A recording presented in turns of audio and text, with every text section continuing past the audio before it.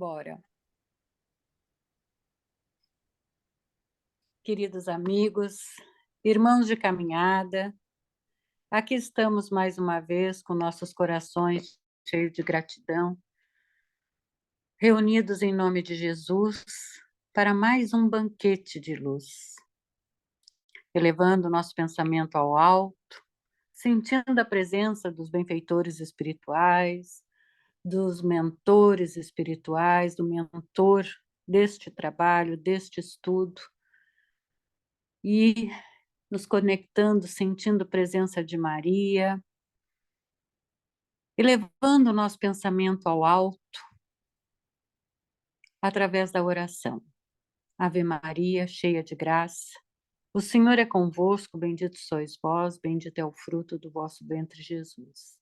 Santa Maria, Mãe de Jesus, Mãe de todos nós, rogai por nós, vossos filhos, agora e na hora de nossa morte, que assim seja. Vamos lá então, pessoal, iniciando os estudos do livro Missionários da Luz. Vamos para a introdução do livro. Ante os tempos novos. Enquanto a história relaciona a intervenção de fadas, referindo-se aos gênios tutelares, aos palácios ocultos e às maravilhas da floresta desconhecida, as crianças escutam atentas, estampando alegria e interesse no semblante feliz. Todavia, quando o narrador modifica a palavra, fixando-a nas realidades educativas, retrai-se a mente infantil, contrafeita, cansada. Não compreende a promessa da vida futura, com seus trabalhos e as suas responsabilidades.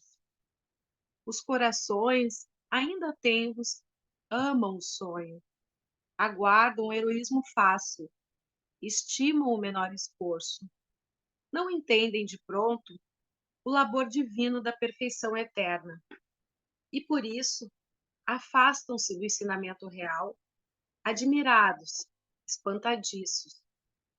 A vida, porém, espera-os com as suas leis imutáveis e revela-lhes a verdade gradativamente, sem ruídos espetaculares, com serenidade de mãe. As páginas de André Luiz recordam essa imagem. Enquanto os espíritos sábios e benevolentes trazem a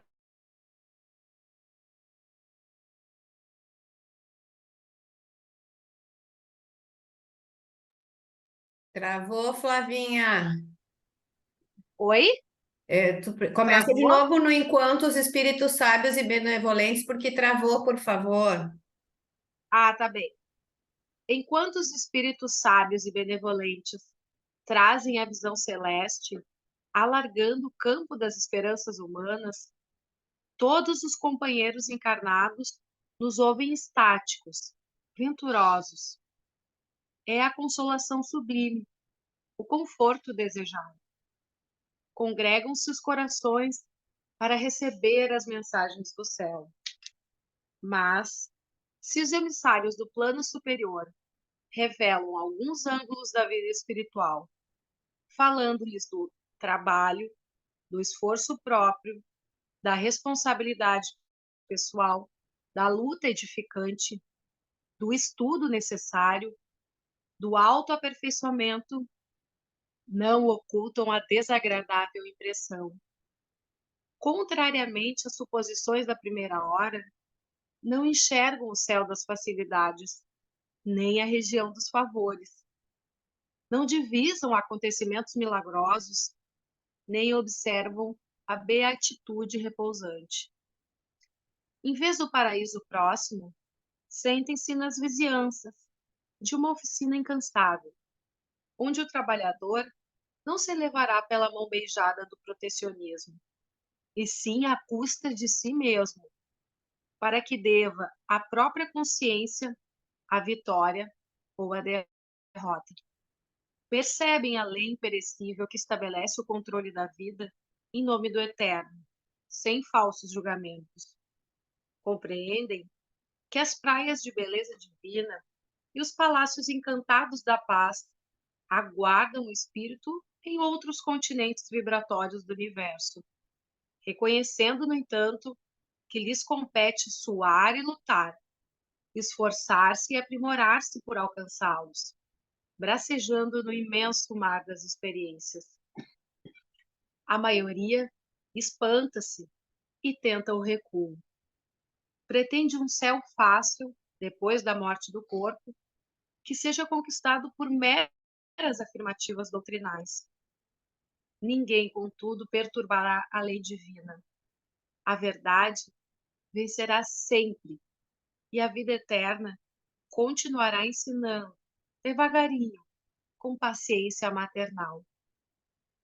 Ao espiritismo cristão cabe atualmente, no mundo, grandiosa e sublime tarefa. Não basta definir-lhe as características veneráveis de consolador da humanidade. É preciso também revelar-lhe a feição de movimento libertador de consciências e corações. A morte física não é o fim. É pura mudança de capítulo no livro da evolução e do aperfeiçoamento. Ao seu influxo, ninguém deve esperar soluções finais e definitivas, quando sabemos que 100 anos de atividade no mundo representam uma fração relativamente curta de tempo para qualquer edificação na vida eterna. Infinito campo de serviço aguarda a dedicação dos trabalhadores da verdade e do bem. Problemas gigantescos desafiam os espíritos valorosos, encarnados na época presente, com a gloriosa missão de preparar a nova era, contribuindo na restauração da fé viva e na extensão do entendimento humano. Urge socorrer a religião, sepultada nos arquivos teológicos dos templos de pedra, e amparar a ciência, transformada em gênio satânico da destruição. A espiritualidade vitoriosa percorre o mundo, regenerando-lhe as fontes morais, despertando a criatura no quadro realista de suas aquisições. Há chamamentos novos para o homem descrente do século XX, indicando-lhe horizontes mais vastos, a demonstrar-lhe que o espírito vive acima das civilizações que a guerra transforma ou consome na sua voracidade de dragão multimilenário. Ante os tempos novos, e considerando o esforço grandioso de renovação, requisita-se o concurso de todos os servidores fiéis da verdade e do bem, para que, antes de tudo, vivam a nova fé, melhorando-se e elevando-se cada um a caminho do mundo melhor, a fim de que a edificação do Cristo prevaleça sobre as meras palavras das ideologias brilhantes. Na concepção da tarefa superior, congregam-se encarnados e desencarnados de boa vontade, construindo a ponte de luz através da qual a humanidade transporá o abismo da ignorância e da morte.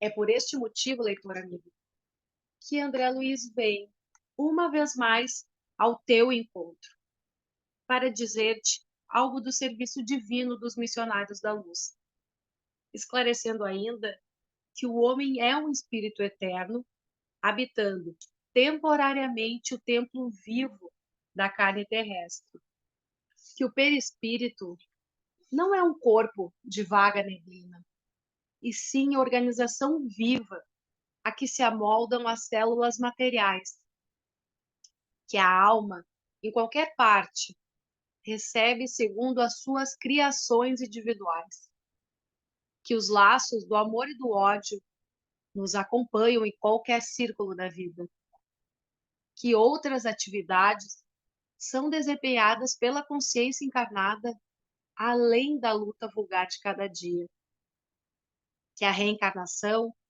é orientada por sublimes ascendentes espirituais e que, além do sepulcro, a alma continua lutando e aprendendo aperfeiçoando-se e servindo aos desígnios do Senhor, crescendo sempre para a glória imortal a que o Pai nos destinou.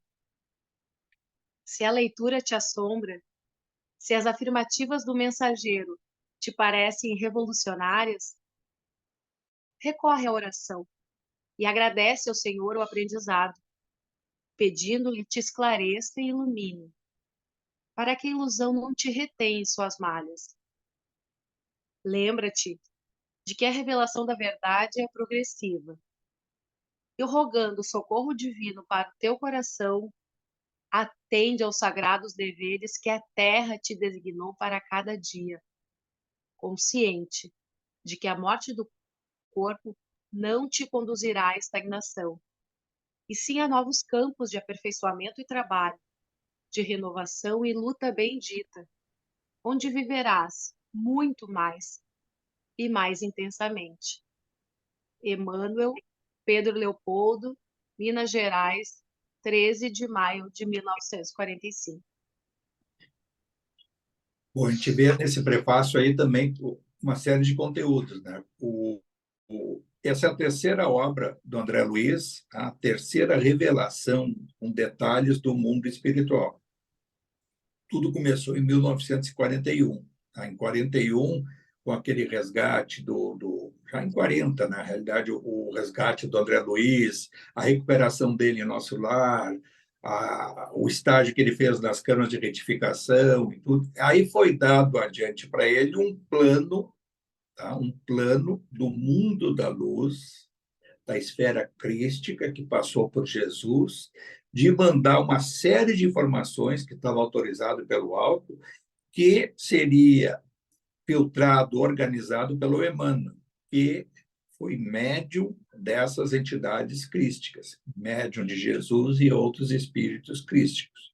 E o Emmanuel, claro que aí aquela coisa do mundo espiritual, todos os planos eles estão estabelecidos e aí quem vai executar pelo livre-arbítrio pode ficar de lado e são substituídos.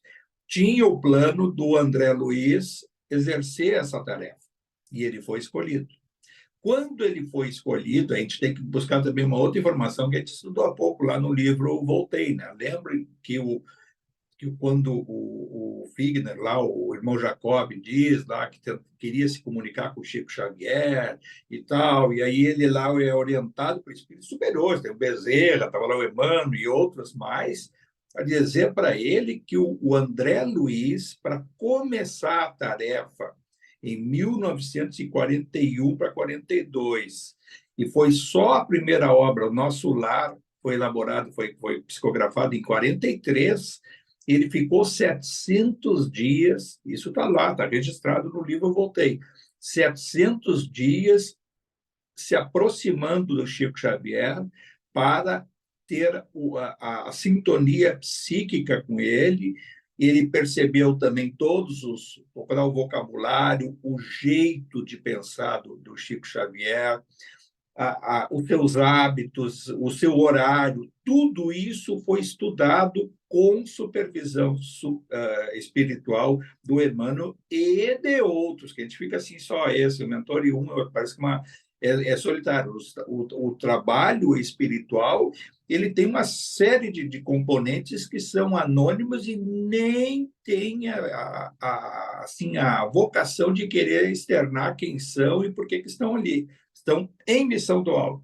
Que o espírito, quando percebe que ele está sendo útil, ele não tem nem um pouco de necessidade de dar a denominação de quem esteja ali, de quem é, de quem que vem a ser, e muitas vezes até omite isso. Então, no caso, ali o Emmanuel com o grupo de espíritos que estavam com uma missão superior, que não terminou ainda essa missão, ela continua, só que o Emmanuel aí é aquela questão toda nossa, no mundo da luz, projeta, arquiteta os seus planos de uma forma multimilenar, né, que foge à nossa compreensão. Está ali dito, então, que 100 anos é um instante na eternidade.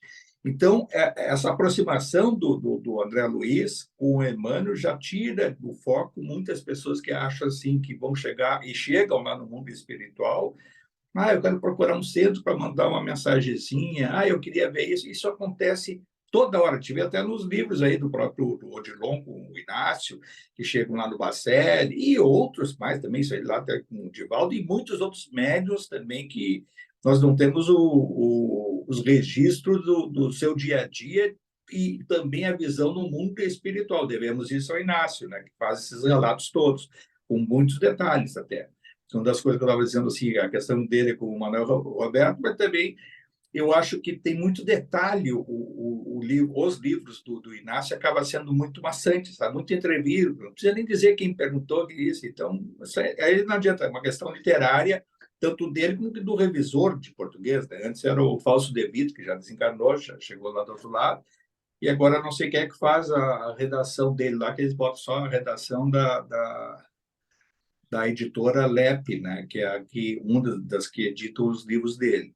Mas devemos a ele essas informações com muito mais agora detalhes e devemos ao André Luiz. Por que esse alerta do Emmanuel se dá agora na terceira obra? Exatamente porque a primeira obra, O Nosso Lar, gerou no meio espírita, quem estava lendo, ou até aqueles curiosos do mundo espiritual, alguns ficaram incrédulos, não acreditaram muito. Outros entraram num estado de euforia, de achar, é o mundo espiritual. Todo mundo achando que o mundo espiritual é o nosso lar.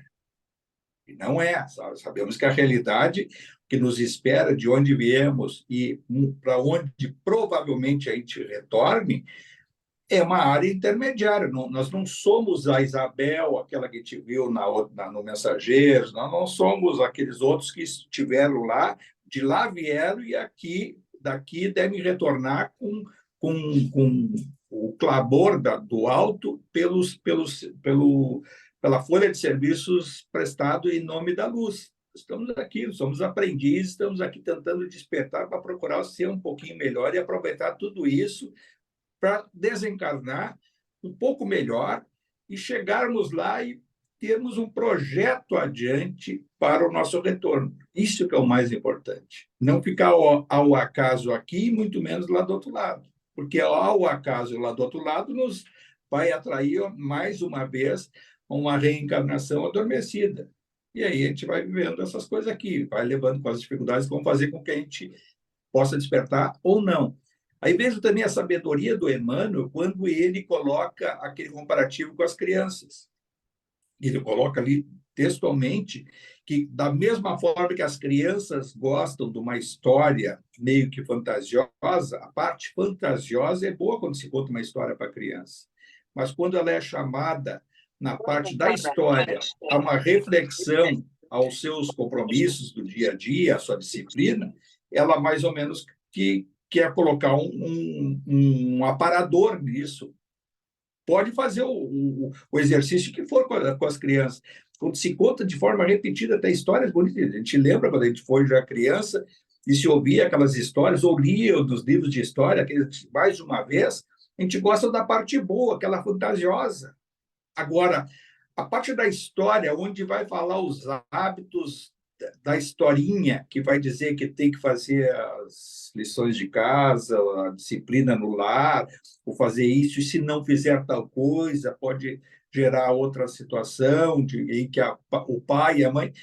a criança quer passar rápido e não quer. Aí, quando ela vai rever a história, ela vai dizer assim, passa isso aí, vai adiante. Aí ela quer ver a história, aí que ele fala do mundo das fadas, né, da fantasia, de querer só a parte boa. E aí ele faz a reflexão nesse prefácio de que serve para nós também. A gente quer ver do mundo espiritual, e aí por isso esse comparativo que ele faz com o nosso lar, sem citar o nosso lar, a parte boa do mundo espiritual está lá, na obra número 1, essa do nosso lar. E lá a cidade, os ministérios, a organização, a praça, as águas, a isso e aquilo, o aerobus, a parte boa. Mas para chegar lá é um longo caminho, é um percurso que nós vamos ter que seguir, tortuoso até mesmo, mas que deve ter para nós, não o sentido fantasioso das fadas, assim, mas de saber assim, lá é o meu destino, lá eu quero fazer por merecer, para isso vou procurar ser melhor na minha tarefa, para o bem, seguindo isso e aquilo, aquelas coisas que ele... Essa é a reflexão dele, que ele diz que a revelação de Deus, a revelação do Evangelho de Jesus, ela é progressiva. Então, a gente tem que progredir sabendo que nós queremos lá. Assim como depois a gente vai comentar aqui, aí mais do que aquilo ali, aí o Odilon, que tem a graça de receber o falecimento do seu corpo espiritual onde estava e ascendeu mais ainda acima. Ele não só, então, vamos chamar de segunda morte, mas é a transição, a passagem para o mundo mais elevado ainda. Então, essa obra necessariamente é um conteúdo mais denso do que a gente viu nos Mensageiros e no Nosso Lar, ela é mais, exige um pouquinho mais de reflexão e de um conhecimento, aprimorar alguma visão, e onde a gente não compreender, procurar retroceder, voltar, buscar a compreensão dos fatos para assimilar ao máximo, porque é exatamente quando nós nos propomos a estudar esses ensinamentos que vêm do alto, procurar assimilar à luz do nosso conhecimento hoje. Porque hoje, essa leitura que a gente vai fazer, quem já fez, eu fiz também há muitos anos atrás, vai ser outra concepção. Assim como mais adiante, quando a gente vê até no mundo espiritual que estudam essas obras, a gente vê lá seguidamente uma menção de um de outro. Estamos aqui agora estudando isso, as escrituras, as obras do André Luiz, que coisa interessante, a obra tal, no capítulo tal. Aí tem praticamente um curso de uma semana de exposição numa colônia dessas aí, para explicar um capítulo daqueles das obras do André Luiz. Isso ocorre lá no mundo espiritual. Muito interessante isso. Até agora, bom, aí tem outras coisas, para não desvirtuar, o mundo espiritual tem reciclagem, é obrigatório. Lá onde está o hospital do Inácio, do Liceu, lá o Odilon, nessa faixa vibratória, abaixo do nosso lar, não é nosso lar. Os servidores, aqueles que prestam tarefa nesses hospitais, eles são submetidos a cada 5 anos a uma prova de reciclagem, para ver se eles estão aprimorando os seus conhecimentos. Que até eles dizem lá, eu vi até o Manuel Roberto estava assim, apreensivo que ia ter a prova, o Inácio ia ter que fazer a prova, estava estudando, aí encontraram lá o doutor Modesto, que até é mentor de uma das outras casas lá no interior de São Paulo, e médico também, e diz assim, eu estou me aprimorando, muita coisa mudou. Aí, lá adiante, eles comentam, imagina se lá na crosta terrestre fosse assim, quanto que não seria melhor a vida assim, pulsante. Imagina os hospitais, eu trabalhei muito na área da saúde, ver aqueles que pararam no tempo, médicos que pararam no tempo, se formaram há 20 anos atrás, 30 anos atrás, e tudo começa assim, aquela coisa mesmice e coisas que evoluem, aí, equipamentos de ponta que não sabem nem usar. E aí eles não citam a área da saúde, que eles, no caso, estão lá no hospital, mas citam também os advogados. Os advogados lá têm as leis, o Código Civil, o Código Penal, todas essas coisas, e a reciclagem com trabalhos de psicoterapia para compreender a evolução humana, para a aplicação melhor do direito, buscando sempre a justiça. Alguém quer fazer uma pergunta? Tu quer perguntar alguma coisa? Francisco, Pergunta. eu queria perguntar se existe a possibilidade, por exemplo, de um espírito passar por uma reencarnação e ele adquirir débitos, mas ele não ter evolução, ele estagnar, passar estagnado. Ou nenhum espírito ele passa por uma encarnação estagnado, ele sempre vai evoluir. De alguma forma, ele vai... O caminho da estagnação é o que mais ocorre, mas sempre dá um passinho na evolução. Não existe o retrocesso espiritual. Isso. Existe a degradação, que é uma outra coisa. O que é a degradação? a gente, bom, vamos supor, a gente não elaborou, quando elabora a missão é um pouquinho diferente, já tem um meio caminho andado, mas vamos supor que tenha sido atraído ao processo da encarnação, numa família X e tal. E nós temos a vocação de praticar o bem.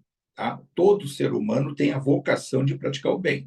E a nossa religação, que é o componente religioso que nos religa ao transcendental, nós temos na nossa consciência as leis de Deus, que são as leis perfeitas do universo. Está lá na resposta da 621 do Livro dos Espíritos. Na consciência, sabemos o que é certo e o que é errado. Mas isso é uma atitude nossa mental que nós levamos e exercemos o nosso livre-arbítrio, o poder da vontade, e fazemos as nossas escolhas. E as escolhas equivocadas, nós entramos em oposição ao universo perfeito. E aí são pontos que a nossa consciência vai nos cobrar em algum momento, esse somatório de equívocos, para se arrepender e o arrependimento mais adiante ser reparado.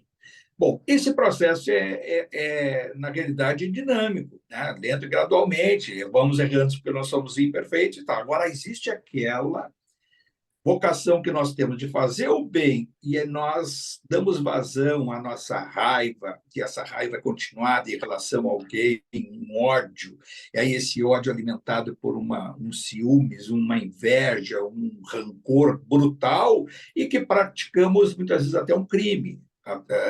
Decepamos quer dizer, a encarnação, tiramos a oportunidade da encarnação e cometemos um homicídio.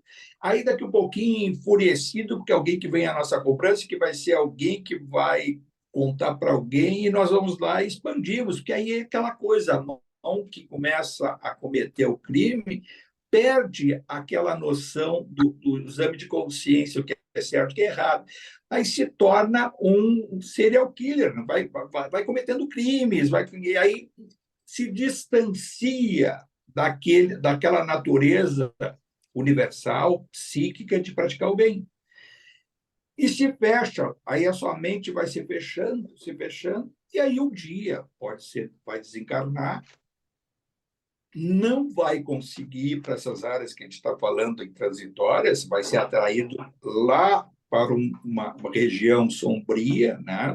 Mas muito densa, e nessas áreas, provavelmente, já até na porta do próprio corpo que vai estar ali sendo sepultado, já vem esses vingadores. Vamos supor que tenha sido perdoado para aquele que tenha sido cometido o crime, que vai entender depois por que foi vítima e tal, pode ser. Mas aí tem o terceiro, que é um amigo desse, um familiar desse, um comparsa desse, que não vai querer perdoar coisa nenhuma, vai fazer a justiça com as próprias mãos, a lei de talhão, dente por dente, olho por olho. E aí vai tentar aprisioná-lo, e aquele espírito, poderá se sentir culpado em parte, mas vai reagir.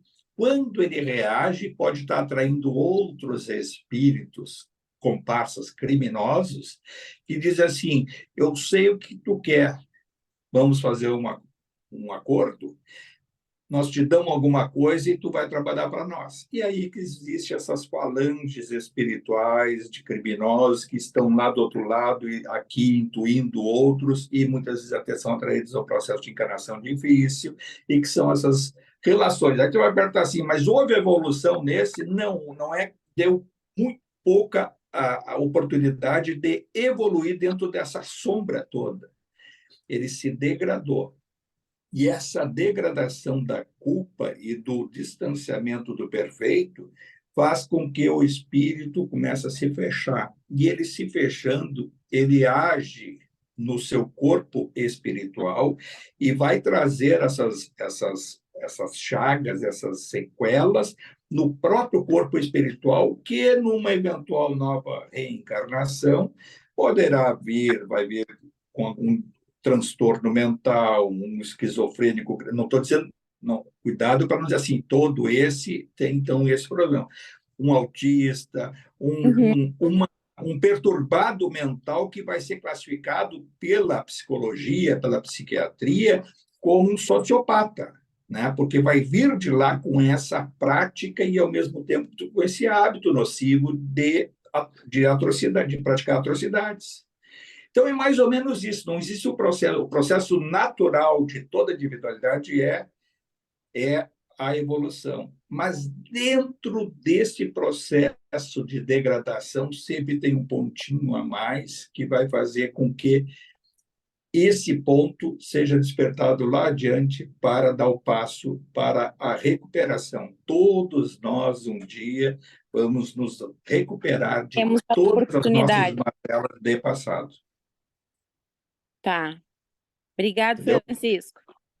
Então, só para terminar essa parte do prefácio, né? Então, que aí o Emmanuel, então, faz todas essas comparações, essa da criança é muito interessante, que vale para nós, então, que a gente acha que no mundo espiritual as coisas são maravilhosas, são isso, mas esse longo processo que a gente tem que percorrer, de se modificando para galgar, para alcançar essa virtude de compartilhar esse mundo espiritual intermediário superior. Porque aí também o superior é o superior em relação a quem? A zona umbralina, do umbral grosso, ela é superior à treva, e a treva é superior ao abismo. Então, quer dizer assim, quem está lá no abismo, acha que quem está na treva está melhor. Quem está no umbral, ou quem está na treva vai comparar quem está no umbral grosso, vai dizer que está melhor, né? O outro está melhor. Nós estamos aqui na crosta terrestre e essa área espiritual do umbral médio, que é isso que nos circunda aqui, os que logo chegam com consciência nessa faixa vibratória, eles acham que estão num céu em relação a nós. E nós, quando temos esses textos aí, né, esses todos aí do André Luiz, em algumas áreas superiores, nós achamos assim que é o suprassumo do mundo espiritual. Eu queria chegar lá, mas para chegar lá é um caminho a ser percorrido. Por que existem as colônias e as cidades espirituais? Elas existem para dar oportunidade de trabalho para o espírito se ocupar, e ele se ocupando, ele não está com a mente dirigida à degradação. Por que logo, quando se chega no mundo espiritual e tem consciência de si próprio, não precisa ter a compreensão plena do mundo espiritual, e nem ser espírita, e nem ser nada. Simplesmente chegou, vai procurar fazer o quê? Vai ter que se ocupar. Por quê? Se é acolhido lá numa área, seja ela um posto-socorro, um hospital, seja onde for, vai se recuperar e vai sair dali caminhando e vai morar onde? Aí, provavelmente, conforme for, vai ter convite de alguém, vai ter uma área residencial mais organizada ou menos organizada, vai depender de onde vai ser atraído, e aí vai morar de graça. Quem é que vai dar roupa para ele? Vai ter que trabalhar. Trabalhando no quê? No que estiver disponível. Se tiver uma vocação, o que a gente chega do outro lado sabendo fazer o que a gente faz aqui.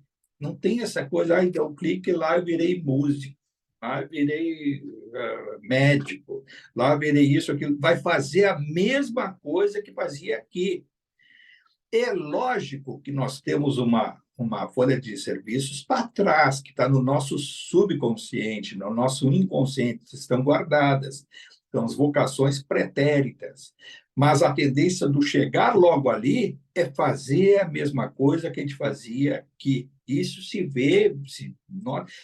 Tem costureira, que é costureira aqui, chega lá, vai se prontificar, ser costureira e vai ali, com isso vai ganhar o seu ganha-pão para ter o local para onde residir, para auxiliar também nas despesas onde vai estar residindo com seus afetos familiares ou agregados.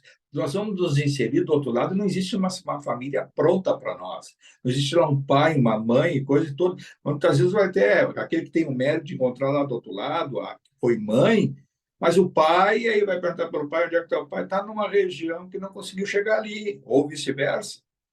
O irmão tal, vai ter aí o outro, esse tá lá, aí vai compreender mais adiante que ele está numa área que ele não teve determinado mérito ainda.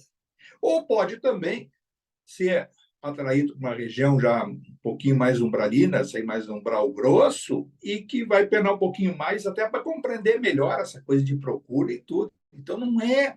As coisas são todas relativas, e lá a gente vai perceber a nossa visão de família, essa coisa de família que ela é muito mais ampla do que nós imaginamos. Nós temos aqui na crosta aqui, família, meu pai, minha mãe, meus irmãos, e minhas relações são os que eu gosto e tudo. E lá a gente vai aprender que nós vamos ser acolhidos, né? E depois vai ter aquele vai e vem, olha lá o nosso lar, quanto que se aprende. O André Luiz, o pai dele, onde é que estava? Estava em zonas difíceis que a mãe disse, não, meu filho, e nem é relatado no nosso lar onde estava. Agora, a mãe do André Luiz estava numa área espiritual superior e veio com ele no resgate e conversava com ele em desdobramento pelo sono. E ele no nosso lar, vejam só. Então, ele foi acolhido pela família do Lísias, tá? E aí o Lísias, que foi o grande... Claro que aí todo esse processo espiritual, todo planejado, e esse acolhimento todo foi orquestrado com a participação do Emmanuel e de outros espíritos, e o Lísias leva para a casa dele. E a mãe dele, a dona Laura, o acolhe e dá toda aquela descrição. E a dona Laura pergunta ali, onde é que está o seu esposo? Quem é o pai do Lísias? É o Ricardo. O Ricardo já tinha reencarnado. Aliás, o Ricardo estava reencarnado, e se sabe pela obra depois, que bem no finalzinho lá, que a dona Laura também estava pronta para reencarnar e estava muito ansiosa, porque ela tinha o plano de se reencontrar com o Ricardo. E os dois iam encarnar, iam se reencontrar, conhecer aqui no Mundo dos Enganados, e casarem de novo. Veja só que coisa bonita. E a Laura estava apreensiva, porque ela disse assim, o plano futuro olha só qual é o plano que a gente não sabia naquela época, claro, lendo aquilo ali, hoje tem informação espiritual disso. O Ricardo já estava reencarnado, aguardando que reencarnasse adiante a Laura, iam se reencontrar e casar. A Laura estava preocupada com a herança genética que ela ia ter dos pais, para que ela pudesse levar adiante a tarefa do futuro. Veja só a importância da genética e a preocupação para ela não cair, porque ela tinha noção de tudo, tem que fazer, então ela vai sempre em oração. E a preocupação imensa dela, e ela, claro, reencarnou, se reencontrou com o Ricardo, e hoje o neto deles é o Emmanuel, encarnado no interior de São Paulo. Neto da Laura e do Ricardo. E vejam só, o Emmanuel fazendo toda essa interlocução com o mundo espiritual superior. Muito bonita essas histórias. Aí vem ali o que diz o Emmanuel, como é bom saber todas essas coisas. É a parte boa, fantasiosa, e ao mesmo tempo que nos chama, prega a nossa atenção. Mas e para chegar lá, quanta coisa nos detalhes do nosso dia a dia que a gente tem que fazer e não faz? Quanta coisa para colocar em prática para a gente chegar melhor no mundo espiritual. Vamos desencarnar mais uma vez. É hora de se despir dos nossos medos, temores do desencarne, para poder depois também retornar sem temor. Pode ter a apreensão, como a Laura, dona Laura, apreensão, será que vai dar certo? Mas vou orar. Vou me sintonizar com o bem, porque tem uma coisa, a autodeterminação do espírito, eu quero acertar. Vai ser bebê no berço, vai ser criancinha, e quando tiver esse hábito de buscar essa sintonia e a proteção e a sintonia com os amigos espirituais, principalmente a primeira infância, que geralmente é guardado por mais de 1, 2 ou 3 espíritos que estão sempre guardando aquele espírito encarnado, para ele não se distanciar dos seus compromissos. E quando o espírito tem aquela vocação de querer acertar, meio caminho andado já se realiza, já se concretiza. Então, para isso, tem que ser bem elaborado lá do outro lado, em sintonia. Ou seja, a gente chegar já lá do outro lado, mais adiante, despertando, e ter projetos. Será que cada um de nós já pensou o que pretende no mundo espiritual? Ou vamos esperar lá alguém que vai dar prato feito para nós? Qual é o plano lá? Vamos chegar lá do outro lado? Será que a gente não pensou um pouquinho, tanto aí quem leu as obras do Odilon e vê aquelas obras lá do Liceu, que são uma faculdade que prepara espíritos para serem médiuns espíritas. E aí é médio espírita. Muitos dos que se inscrevem, poucos chegam ao final, pouquíssimos. E os que vão reencarnar com propósito final, ainda para se sair bem aqui, não são todos. Francisco, Alguns. Francisco, E aí? nós acabamos de ler aí o Liceu. Entram 200, ficam 20, e um Isso. consegue Isso aí. fazer a vida, o combinado, o Isso. programa praticamente. Então, é 200 que entram, 20 é quem segue, Isso aí. e um é quem consegue concluir o projeto espírita. É isso aí. Isso tem nessa obra aí e tem em outras, que uma vez que eu li do Bezerra, que aí também dá dessas coisas, das programações, que o Bezerra também é um dos espíritos superiores que coordena no Brasil a implantação do espiritismo. Então, ele tem todas essas escolas, tudo, essa própria Liceu, deve ter sido a autorização dele, o Bezerra está no mundo espiritual desde 1900, né? Então, lá se vai mais de um século.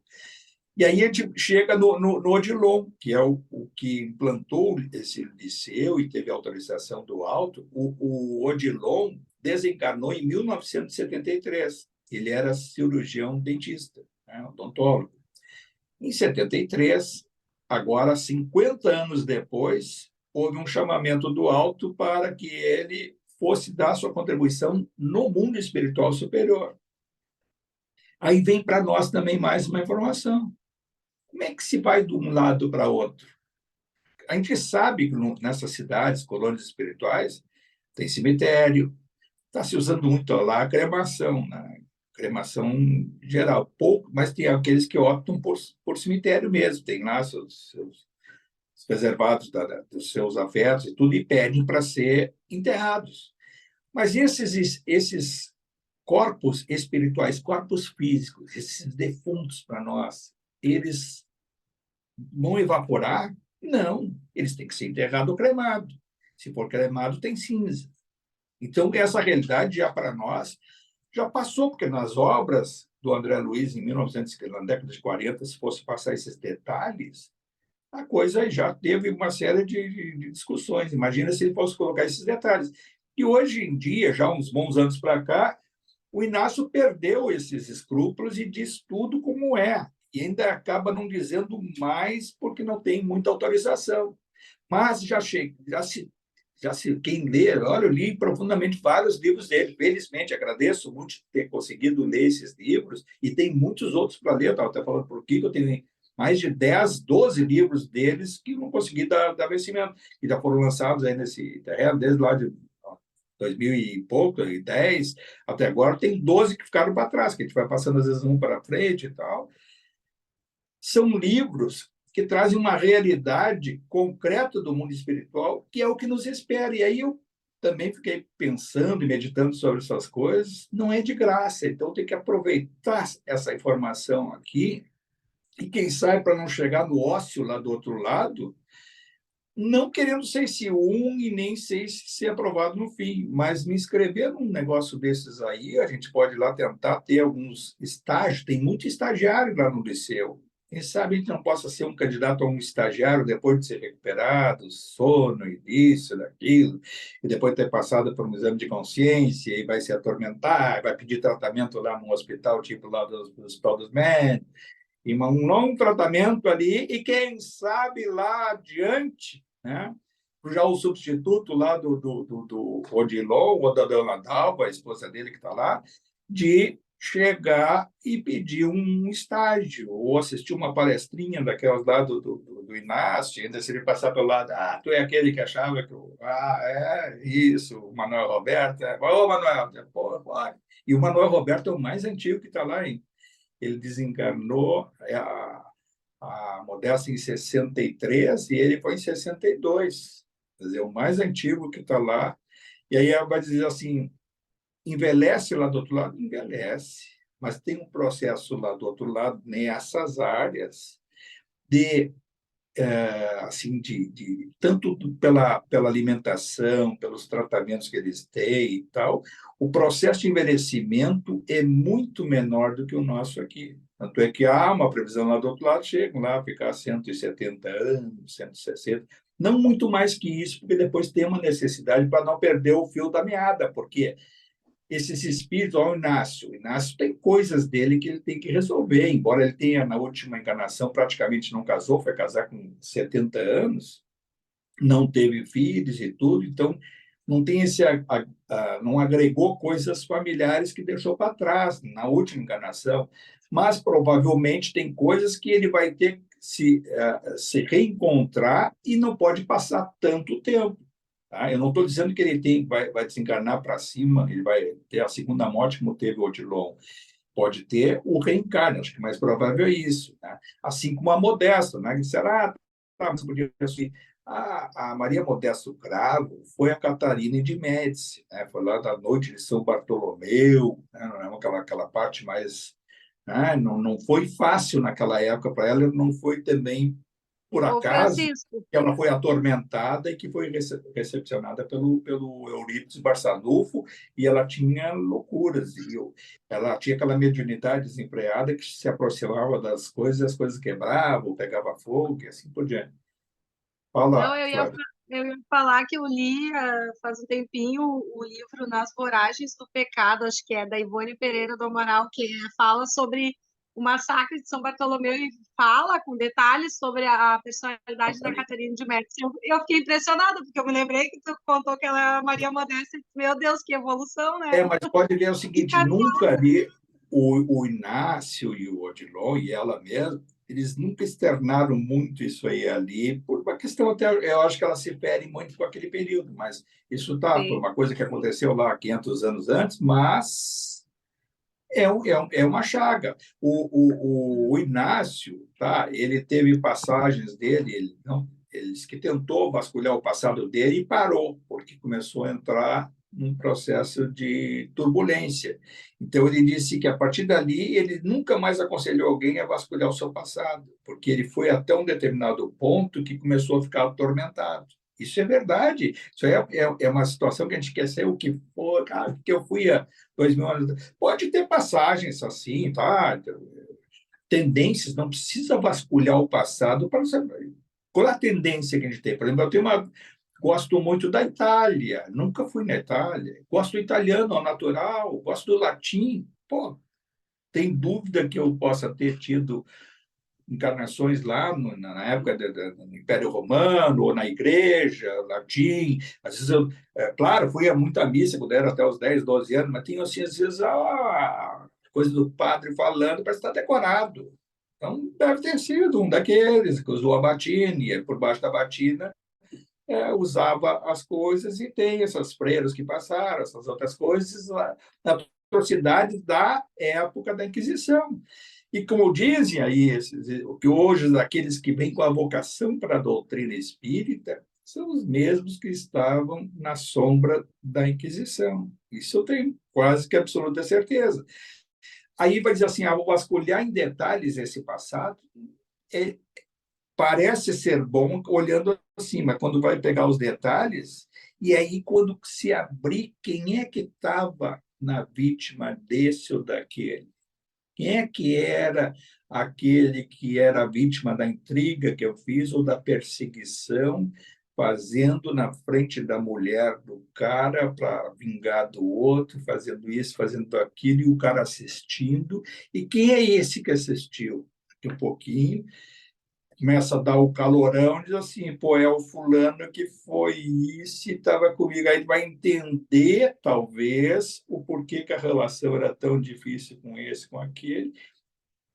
Depois, quando se tem uma estrutura emocional para isso, fica até bonito, bonito para relatar para os outros, porque quando a gente lê um livro que dá essas coisas, dessas ligações, mas quando nós estamos inseridos nessa história, é uma coisa pulsante. Eu vejo lá o Getúlio Vargas em Dois Mundos, né? Aquela obra também muito bonita, que dá o Getúlio Vargas contado pelo Eça de Queiroz. O Eça de Queiroz, até uma coincidência, morreu em 1900 mesmo, do Bezerra de Menezes, escritor português. No mundo espiritual, escreveu a biografia do Getúlio Vargas. E ele vai contando nesse livro, e lá adiante o Getúlio ele cometeu suicídio em 24 de agosto de 1954. No final da década de 80, ele despertou, teve condições de perceber mais ou menos o que era. Não sabia que tinha sido presidente, não sabia nada. Ele estava inserido num processo, claro, bagagem intelectual, mas aquela sequela do tiro no coração, como ficou um bom tempo nessa da recuperação, às vezes até o corpo espiritual, no mundo espiritual inferior ainda, intermediário, ele acaba se reparando em parte. E ele vai contando a história dele e o Eça vai dando para ele acesso a informações. E o acesso para ele foi em aparelhos que, naquela época, quando estava sendo psicografado, nós não tínhamos aqui os laptops. Eram aparelhos que ele ia na biblioteca e acessava com determinados códigos e aparecia ali textos e animações da sua própria encarnação. E ele vai percebendo o que ele foi e o que estava programado para ele. Estava programado ser presidente do Brasil. Estava programado uma série de reencontros. Ele se reencontra com Gregório, que foi aquele que matou o Major Vaz lá na Rua Toneleiros, no Rio de Janeiro, no Catete, e que gerou o escândalo do governo dele e que ele fez aquela carta, testamento, ele preparou a carta antes, já estava preparada há alguma semana, ele projetou o suicídio, mas num ato de vaidade, de querer ser honrado pelo povo, aquela coisa, saio da vida para entrar na história, aquelas coisas assim. E ali ele percebe, quando ele vai tendo esses estágios com essa na biblioteca, ele interrompe várias vezes e não consegue ir adiante.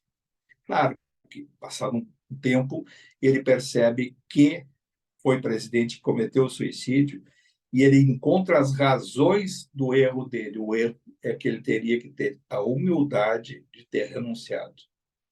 Embora o erro do Gregório ter matado em nome dele alguém, sem o conhecimento dele, ele deveria ter a humildade de ter renunciado. E aí não cometeu, ele não gerou a renúncia, o suicídio para a vaidade de ser agraciado pelo povo, aquelas coisas todas. E aí, um suicídio, o quanto que gera para a pessoa um determinado prejuízo na sua evolução.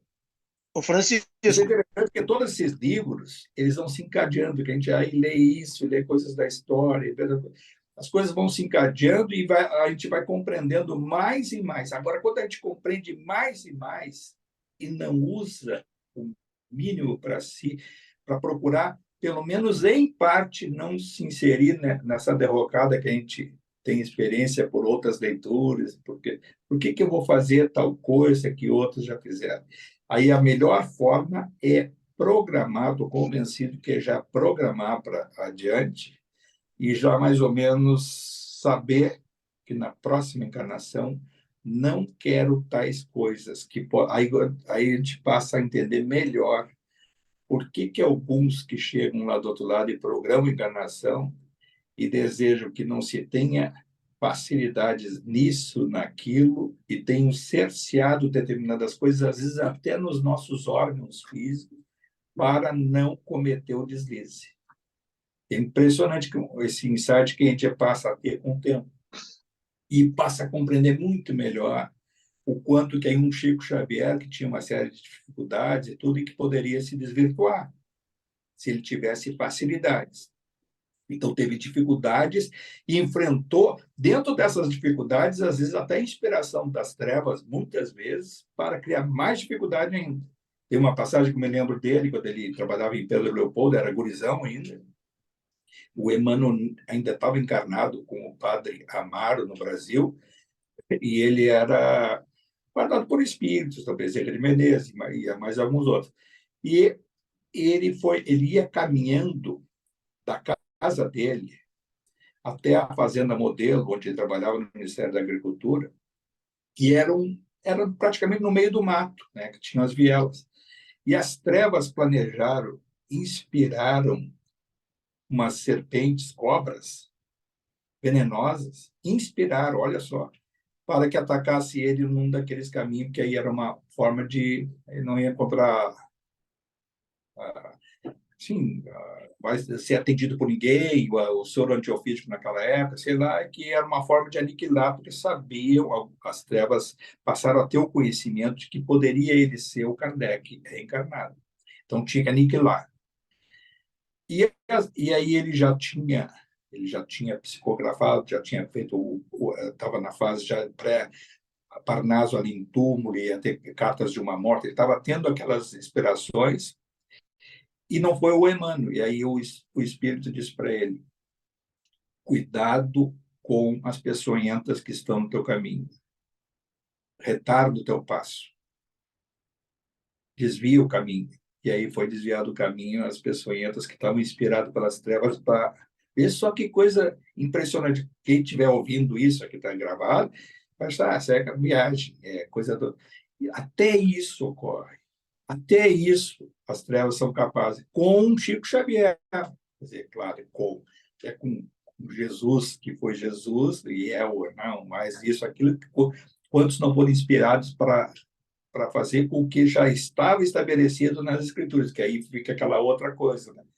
Estudo das Escrituras, tudo já estava escrito, pô, e aí, né? Tudo que nós estamos falando aqui já estava escrito, já até aconteceu, quem sabe lá. Pessoal, eu acho que é isso aí. Mais alguma coisa? Alguém quer dizer? O livro do Inácio, que dá a segunda morte do Odilon, não tem muita coisa a mais do que seja isso de que a gente, ao mesmo tempo que vai reencarnar, nós desencarnamos lá. Nós vamos vir para cá ou para lá. Para algum dos lugares, o espírito ele sobe ou desce, onde estiver. Então, no caso, ali naquela região deles intermediária, ele foi convocado para o alto. E aí é um processo de falecimento do seu corpo espiritual. Há um processo lento e gradual, claro que aí pelas vias mediúnicas desse compromisso lá do outro lado, a convocação. Há um desapego que ele tem que ter, tanto das suas companhias fraternas, da sua coisa, aí é muito preocupado com o liceu, quer que vai continuar com isso e aquilo ali. Aí o irmão José diz para ele que já está sendo preparado alguém. Lá ele não encontrou ninguém, seria o Inácio, mas o Inácio não tem com as atribuições do hospital para levar o liceu. Paulino ainda está muito imaturo, aquela coisa. A Dalva nem espírita mas está lá tentando se agregar. Modesta está com a Casa Maria de Nazaré, que atende as vítimas, mulheres vítimas da violência, desencarne. E assim, então, tem um tal do Jorge Miguel, que a gente viu depois ali, que é o Jorge, que já desencarnou agora em janeiro, e está lá já essas alturas, já deve estar lá trabalhando, ia se recuperar 2, 3 meses, e já ia se inserir, porque em desdobramento o irmão José falou com ele: olha, já estou te esperando aqui com novas tarefas. Aceita e tal, olha, não vou ver. Então, imagina só, uma pessoa de 90 e poucos anos desencarna e já alguns meses depois já vai se inserir numa outra tarefa. Todos nós teremos alguma tarefa, alguma coisa a fazer. O melhor é agarrar logo a coisa que vai ter que fazer, porque alguma coisa tem que fazer, porque se transformar a ociosidade em habitualidade, aí a inspiração lá de baixo vai ser de querer nos cutucar com os nossos erros de passado desta encarnação aqui e nos levar a um processo de culpa. quando a gente se culpa, se fecha. Por que o autista é fechado para o diálogo social, com a relação social? Porque ele se fecha numa culpa psíquica, por razões, cada um para as suas, né, de passado, no seu subconsciente, e, ao ser invocada a culpa, são pessoas que, ou espíritos, né, e às vezes até pessoas na nossa vida, aqui na nossa relação, que jogam coisa na nossa cara para a gente ser cutucado nos seus erros. Quantos não ouviram já? Está lendo esse livro, está isso, eu quero ver na prática, eu quero ver isso, eu quero ver aquilo. Joga na cara. Às vezes é por inspiração de baixo e às vezes até por questão humana. E isso, às vezes, nos toca, eu não é.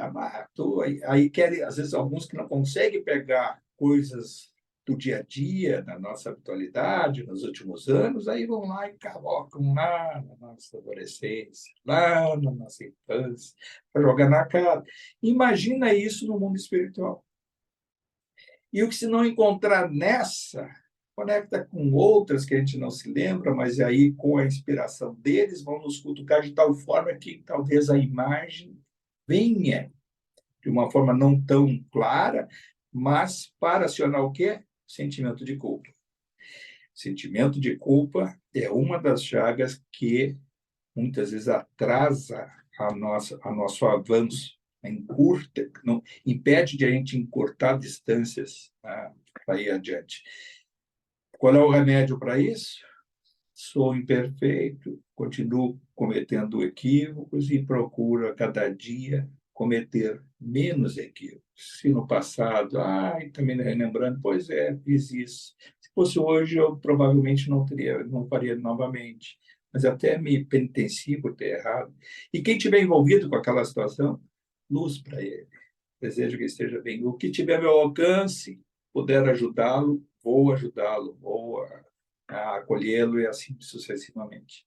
O pessoal está passando muito horário para não atrasar o pessoal que tem horário. Nós vamos, então, encerrar e seguir esse caminho, essa obra maravilhosa, Os Missionários da Luz, procurar ver aí, quem sabe, um capítulo, meio capítulo por encontro e procurar sempre dirimir dúvidas, né? Procurar fazer essa conexão de estudos, de situações que a gente já estudou e outras que, porventura, a gente possa ter estudado em paralelo, e fazer esses comparativos e sugerir que novos insights ou, muitas vezes, conclusões a gente possa ter abrindo o nosso horizonte.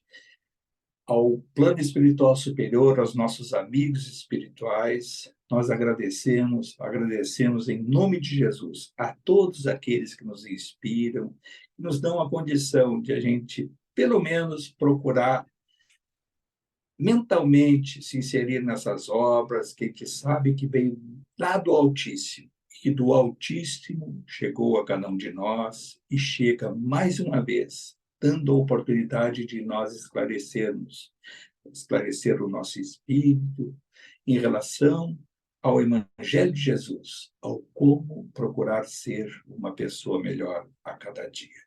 Pai nosso que estais no céu, santificado seja o vosso nome. Venha a nós o vosso reino e seja feita a vossa vontade, assim na terra como no céu. O pão nosso de cada dia que nos dai hoje. Perdoai as nossas ofensas, assim como nós perdoamos a quem nos tem ofendido.